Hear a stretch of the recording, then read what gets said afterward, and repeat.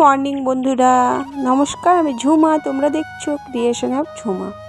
Creation of Jhuma চ্যানেলে তোমাদের সবাইকে স্বাগত জানিয়ে আমি আজকের ব্লগটা শুরু করলাম। আশা করছি যে যেখান থেকে আমার ভিডিওটা দেখছো তোমরা সবাই খুব ভালো আছো। আমিও কিন্তু খুবই ভালো আছি এবং আনন্দে আছি।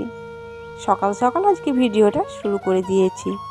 তোমাদেরকে একটা ভিডিও দেওয়ার তাড়া থাকে, সেই জন্য মনে হয় যে কখন আমি ভিডিওটা শুরু করি। আর এই দেখো আমার গোপুসোনা দর্শন করিয়ে আজকের ব্লগটা আমি শুরু করলাম।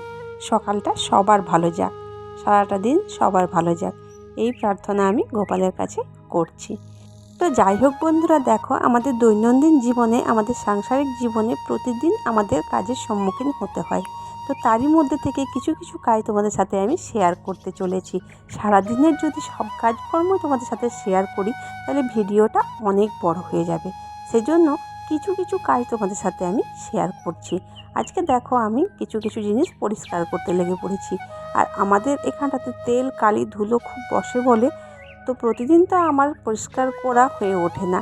সেজন্য ভাবলাম আজকে একটু সংসারের যাবতীয় কাজকর্মর মাঝে আমি একটুখানি আজকে পরিষ্কারের দিকে নজর দিই।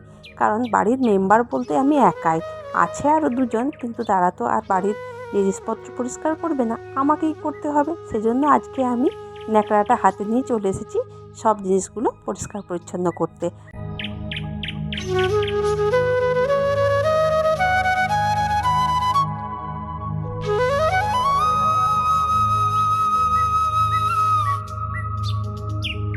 একবার দুবার মনে হচ্ছে ফ্রিজটা আমি বাড়িতে রেখে খুব ভুলই করেছি, কারণ দোকানের জিনিস দোকানে রেখে দেওয়াই ভালো।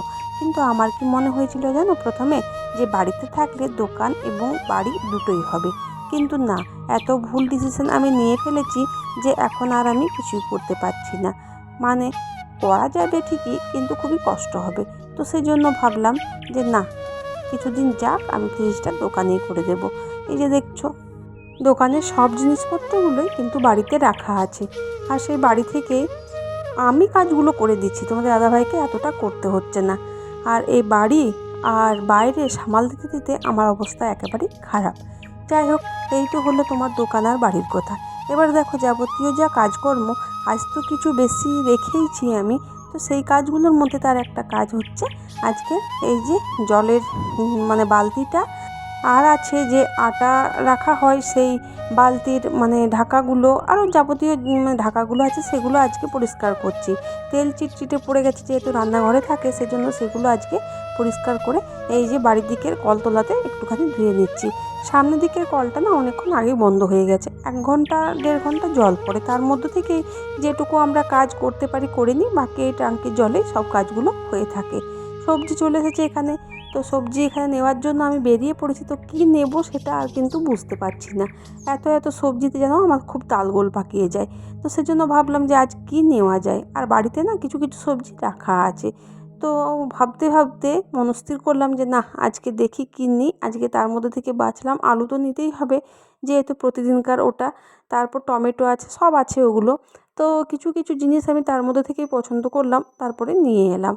আর সব সবজিটা না সব সময় সব রকম খেতে ভালোও লাগছে না, সেজন্য আজকে নিয়েছি মূলো, বেগুন, কাঁচকলা, করলা, এগুলো সব নিয়েছি। বরবটি, তারপরে বেগুন, ওগুলো রাখা আছে। তো সেটা দিয়ে একটা সবজি হয়ে যাবে আর শুক্তো হয়ে যাবে কালকে। তো সেই ভেবেই নেওয়া। আর এরকম ভেবে চিন্তে যদি সংসারটা চালানো যায় না, তাহলে সুন্দরভাবে সংসারটা চলে। তো আমি যখনই সবজি কিনি আমি ভেবেই কিনি যে রাতে কোনটা করব, পরের দিন সকালে কোনটা করব। আর তোমাদের দাদাভাই কিনলে না একই রকম সবজি কিন্তু কিনে নেয়, তো সকালটা হলে রাতটার চিন্তা থেকে যায়। তো যাই হোক বন্ধুরা, দেখো এখানে একটুখানি মাছ আনিয়েছিলাম, তো সেই মাছের আমাদের বাড়িতে যা হয় সেটাই করে নিলাম। আর তোমাদের দাদাভাই এই ঝালটা খেতে খুবই ভালোবাসে, ঝোল কোনো দিন খেতে চায় না। তো সেই মতো আমরাও খেয়ে উঠতে পারি না। আর আমাদের 3 জনের পরিবারে কারোর জন্য ঝাল হবে, কারোর জন্য ঝোল হবে, সেটা মানে পারা যায় না। তো সেজন্য একই রকমই করে দিই। আমার ছেলেও এতটা পছন্দ করে না।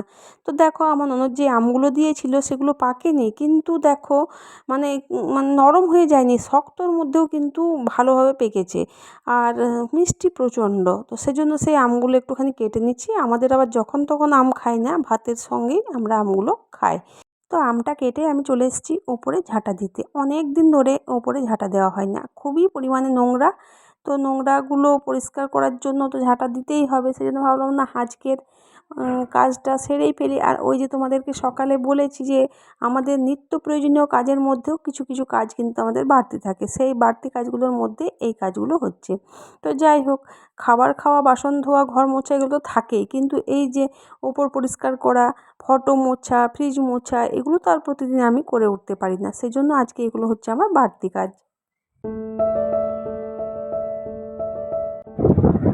রেডি হয়ে গিয়েছি বন্ধুরা, চলো এবার আমি বেরিয়ে পড়ি, কারণ অনেক টাইম হয়ে গেছে, এবার তো বেরোতে হবে। আর প্রচণ্ড রোদ দিয়ে দিয়েছে, তো এই রোদে কী করে যে যাওয়া আসা করবো সেটা আমি নিজেই ভাবছি। তো চলো আর দেরি করবো না, কারণ বাসের টাইম হয়ে যাচ্ছে, আমি ঘুরে আসি।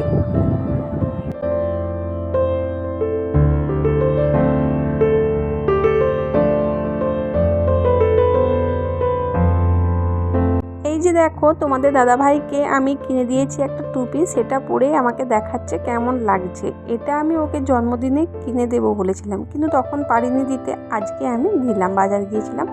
আর দেখো বাজারে আমি কি কি কিনলাম। ছেলে কালকে না রাত্রিবেলায় আইসক্রিম জমানোর কথা বলছিল, তো নিজের মনেই ও দুধ তারপরে চিনি দিয়ে এটাতে বানাবো বলছিল, কিন্তু দেখো হয়নি। তো সেই জন্য ভাবলাম চলো আজকে ওর জন্য একটুখানি আইসক্রিম বানাবো।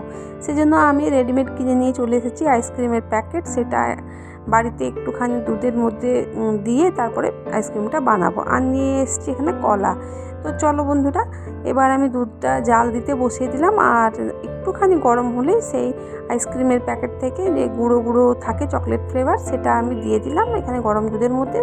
আর সামান্য পরিমাণে, মানে বেশিক্ষণ না, 3 মিনিটের মতো এটা একটু নাড়বো, যে একটু মানে মোটা হয়ে আসবে হালকা পরিমাণে, তারপরে এটা নামিয়ে ঠান্ডা হতে দেব। তো এটাই হচ্ছে আমার আজকে আইসক্রিম করা।